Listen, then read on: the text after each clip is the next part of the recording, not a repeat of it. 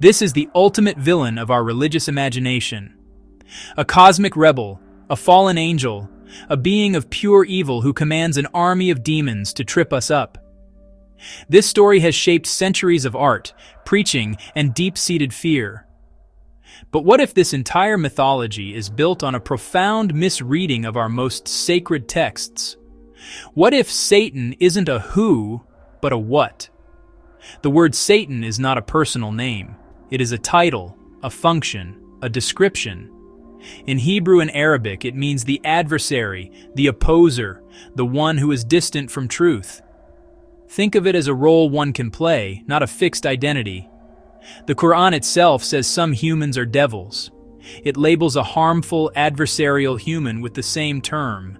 The point is function, behavior that subverts truth and harms others.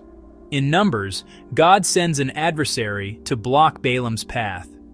Here, the Satan is a divine agent enforcing a boundary. Adversary is a role that can be occupied by different actors. Now the most revealing moment, Peter and Jesus in Matthew 16. Peter, out of love, rejects the idea of a suffering Messiah. Jesus' response is stunning. "Get behind me, Satan." Was Peter possessed? No. Jesus identified the adversarial function within his friend's words. Human-centric thinking became a satanic obstacle to the path of love and truth. This is the master key. Satan names any voice, influence, or power that sets itself against love, truth, and God's will. Even when it comes from a loved one, a tradition, or our own mind, it is a diagnostic lens for discernment, not a cartoon villain. Hold that lens as we turn to demons.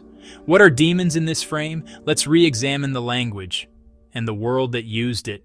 The Greek word is daimonion, a vague term for a spirit or influence. In the Gospels, Jesus casts out demons that cause muteness, blindness, and convulsions. In a pre-scientific world, epilepsy, mental illness, or severe trauma were seen as unclean spirits. Jesus' healing restores personhood, bringing people from isolation back into community. Light returns to where alienation once lived. We still say people are fighting their demons of addiction or depression. We mean internal pathologies and systemic harms that possess behavior. Ancient language, same human reality, described in their terms. Healing becomes liberation into relationship and dignity. Seeing Satan and demons as external ghosts does two damaging things. 1. It infantilizes us, making us passive victims in a spooky war we cannot see. 2. It lets real evil off the hook. When genocide, greed, or oppression happen, we blame the devil instead of holding systems and choices accountable. Our rereading does the opposite. It matures our faith.